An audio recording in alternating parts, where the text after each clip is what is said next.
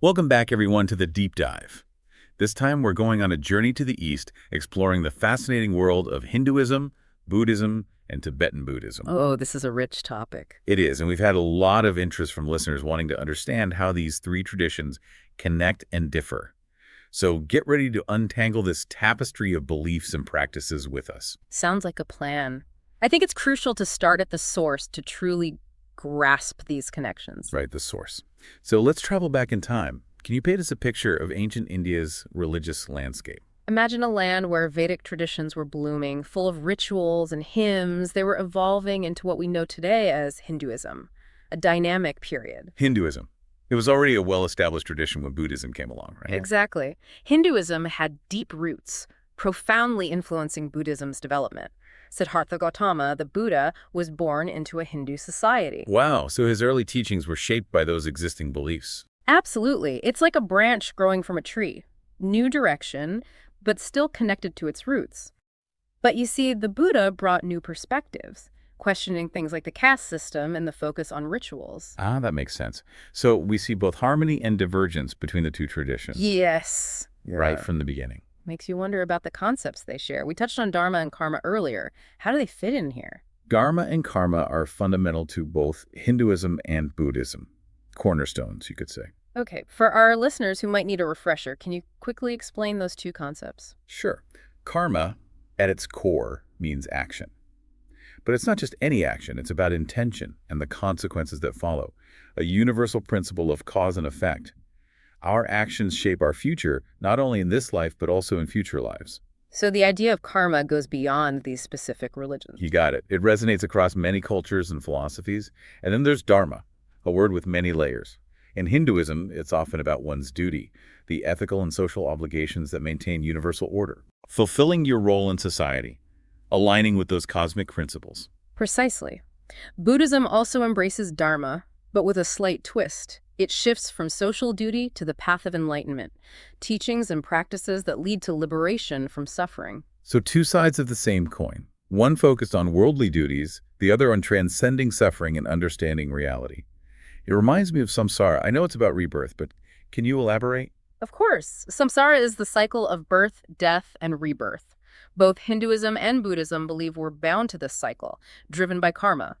Each life is shaped by past actions, and our present actions determine our future rebirths. A cosmic merry-go-round of sorts. A good analogy. But if both believe in rebirth, what's the ultimate goal? Where does this cycle lead? A crucial question. Here's a key distinction between Hinduism and Buddhism. In Hinduism, the goal is moksha, liberation from this cycle of samsara. It's about merging with the divine, realizing the unity of the individual soul, Atman, with ultimate reality, Brahman. Like a drop of water returning to the ocean. Beautifully put. Now, Buddhism seeks nirvana, meaning blowing out or extinguishing. Instead of uniting with a divine force, it's about putting out the flames of desire, aversion, and ignorance. Those things that fuel the cycle of samsara. So one strives for unity, the other for letting go, transcending the self to achieve liberation. You got it. Liberation in both, but its nature differs significantly. Moksha is merging with something greater, while nirvana is realizing there's no separate self. This has major implications for how each tradition approaches spiritual practice. Two journeys, different destinations, yet both originating from the same point. But even with different goals, both emphasize specific practices. What are some of these shared practices? Both value meditation and yoga. They're tools for self-discovery, mental clarity, and ultimately realizing one's true nature. Ah, meditation. I'm a bit familiar with Buddhist meditation, but what forms does it take in Hinduism? Oh, Hinduism has a variety. Take Raja Yoga, for instance. It focuses on controlling the mind's fluctuations through concentration and discipline. Then there's Jnana Yoga, emphasizing self-inquiry and contemplation, seeking the true nature of the self and its connection to the divine. So even within Hinduism, diverse approaches exist. Absolutely. And you'll notice similarities with Buddhist meditation techniques. Both emphasize stilling the mind, observing thoughts without judgment, and gaining deeper self-understanding. Exploring consciousness, using different maps but seeking similar treasures, perhaps. A great way to put it. Speaking of shared practices, we haven't touched on Tantra. How does that fit in? Ah, Tantra. Complex and often misunderstood. It has influenced both Hinduism and Buddhism, particularly Tibetan Buddhism. So it's not a separate tradition. No, think of it as a set of practices and philosophies integrated into existing frameworks. Okay, so what are the core ideas of Tantra? How is it expressed in each tradition? Tantra is about harnessing and transforming energy. It acknowledges both the physical and spiritual realms, seeking to integrate them for spiritual awakening. Using the power of the physical towards a higher purpose? Exactly. And this is where we see Tantra's big influence on Tibetan Buddhism, especially its Vajrayana path. It incorporates practices like deity yoga, visualizations, mantras, and rituals to speed up enlightenment. Deity yoga. This is getting interesting. Seems like we've only scratched the surface. Oh, we have. And there's so much more to explore. Next, we'll delve into the world of deities in Hinduism and Tibetan Buddhism, how the divine is perceived and experienced in each tradition. This deity yoga sounds fascinating. Totally different from anything I've come across before. It is, isn't it? In Vajrayana Buddhism, it's a powerful practice, using visualization and meditation to connect with deities. So it's not like traditional prayer asking for favors. Not exactly. You visualize merging with the deity, embodying their qualities, realizing them within yourself. So tapping into that archetypal energy the deity represents. Exactly. Recognizing those qualities, compassion, wisdom, fearlessness, as already existing within you, using the deity as a focus to cultivate them. Like a mirror reflecting back our potential. A great analogy.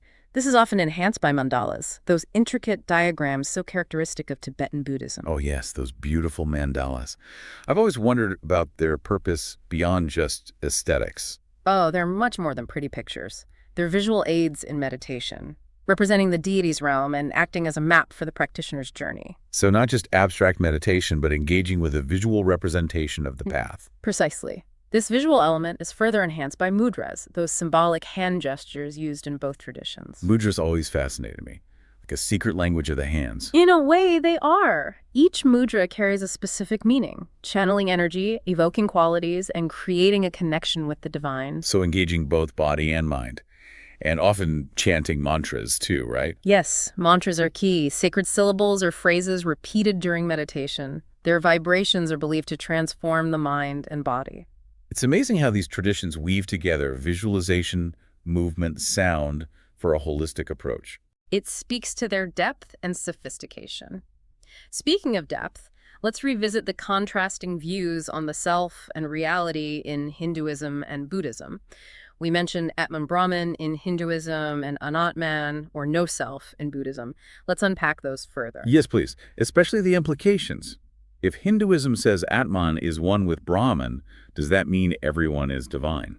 That's a great question, getting to the heart of Hindu philosophy. Yes, it suggests a spark of the divine within each individual, the Atman, which is ultimately identical to the universal consciousness, Brahman. Like we're all expressions of the divine, interconnected at the deepest level. Exactly.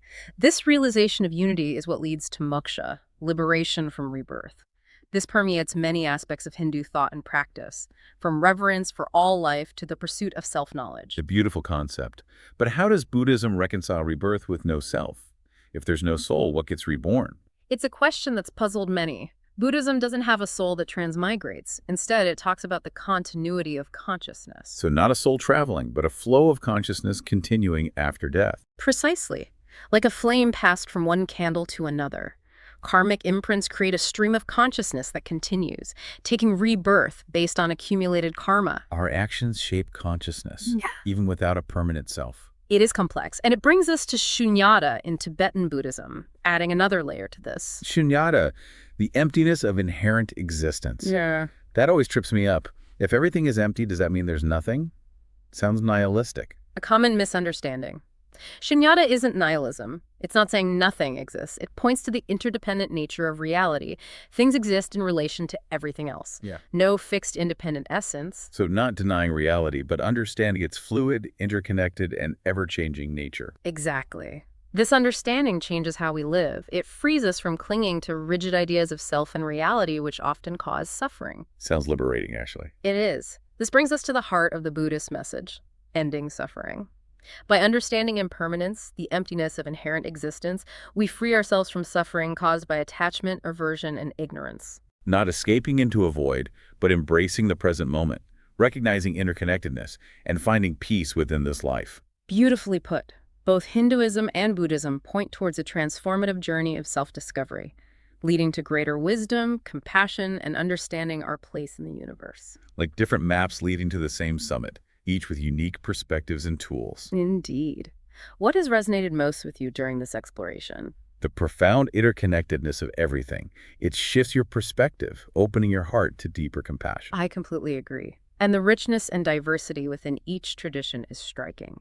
A vibrant tapestry of beliefs and practices. Each thread adding to the richness of the whole. A wonderful way to put it. This richness keeps them alive and relevant after thousands of years.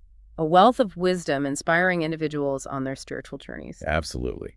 Exploring these connections deepens our understanding of both traditions, like seeing the same landscape from different angles. Exactly. As we conclude our deep dive, I encourage you, our listener, to keep exploring these traditions. Delve deeper into what resonates with you and see what insights you find on your journey. It's fascinating how both traditions emphasize this interconnectedness, despite their different views on the self and ultimate reality. Maybe those seemingly separate paths aren't so different after all. That's a profound thought, and it leads us to our next point. Rituals and practices. We talked about meditation and yoga, but there's a whole universe of rituals within these traditions that offer tangible ways to connect with these ideas. Yes, let's explore that. What are some key rituals and practices in Hinduism? Hinduism is brimming with rituals, each with symbolic meaning and purpose. Daily rituals like puja are common. I've heard of puja, but I'm not quite sure what it involves. Picture this. You create a sacred space in your home, maybe an altar with deity images. You light incense, offer flowers and food, chant mantras, and use specific gestures to invite the divine presence. It's about bringing those energies into your life, fostering reverence and connection. It sounds like a beautiful way to connect with the divine on a personal level. It is. And then you have temple rituals, often more elaborate, led by priests. Offerings, chanting, music, it's a collective experience, bringing people together in shared devotion. So it goes beyond individual practice, embracing community and connection to something larger. Exactly. And we can't forget the major festivals like Diwali, Holi, Mahashivaratri, vibrant celebrations full of joy and deep spiritual meaning. Times for renewal, reflection, and reaffirming faith in community ties. It's a rich tapestry of individual and collective practices, all woven together. Indeed. Now, Buddhism, with its emphasis on meditation and mindfulness, takes a slightly different approach. At its core is vipassana, or insight meditation. Vipassana. I've heard it described as seeing things as they truly are. A good way to put it. In vipassana, you train your mind to become a silent observer. Paying attention to breath, sensations, thoughts, without judgment. You just observe them arise and pass, recognizing their impermanent nature. So not about stopping thoughts, but cultivating a detached awareness. Exactly. Developing a clear, non-reactive awareness for greater clarity and understanding. Sounds challenging, yet liberating. It's both. And then there's loving-kindness meditation. You cultivate compassion and goodwill towards yourself and others, opening your heart, radiating loving energy, recognizing our interconnectedness. Beautiful. And this brings us back to Tibetan Buddhism and its unique blend. We touched on deity yoga, but what other rituals and practices stand out? Tibetan Buddhism has a vast array of practices, influenced by both Indian and indigenous Tibetan traditions. Mantra recitation is common, repeating specific syllables or phrases to invoke deity qualities or purify the mind. So sound as a tool for transformation. Yes. And then there are prostrations. Physical bowing as a sign of respect and surrender to the three jewels, the Buddha, the Dharma, and the Sangha, cultivating humility, devotion, and connection to the lineage. A way to physically embody those feelings. It is. And of course, the visually stunning sand mandalas. Those intricate mandalas made from colored sand. Tell me more. Creating a sand mandala is meticulous. Monks carefully placing grains of sand to form those intricate patterns. A powerful ritual symbolizing the impermanence of all things and the interconnectedness of the universe. So it's not just about the creation, but also the eventual dismantling. Precisely. After days, weeks, even months, the mandala is ritually dismantled, symbolizing the impermanence of everything and the importance of non-attachment. A beautiful practice, reminding us not to cling. Exactly. And in a way, all these rituals, whether in Hinduism, Buddhism, or Tibetan Buddhism, are about letting go of fixed ideas, attachments, egocentric views. Recognizing interconnectedness, cultivating compassion and wisdom, realizing our true nature. Beautifully put. As we conclude our deep dive, I hope you've gained a deeper appreciation for these rich and diverse paths and practices. I definitely have. It's been a fascinating journey exploring those connections and differences, the shared origins and unique evolutions. What stands out to you most from this exploration? What will you be pondering further? The sheer breadth and depth of these traditions is simply amazing. They offer so much wisdom, so many practices, all ultimately pointing toward the same goal: liberation from suffering and the realization of our true nature. A wonderful takeaway. Keep exploring these traditions. Delve deeper into what resonates with you. See what you uncover on your journey of self-discovery. Thank you for joining us on this deep dive into the interconnected world of Hinduism, Buddhism, and Tibetan Buddhism. May your own exploration of these ancient traditions be filled with wonder, insight, and a deepening connection to the universe and all beings.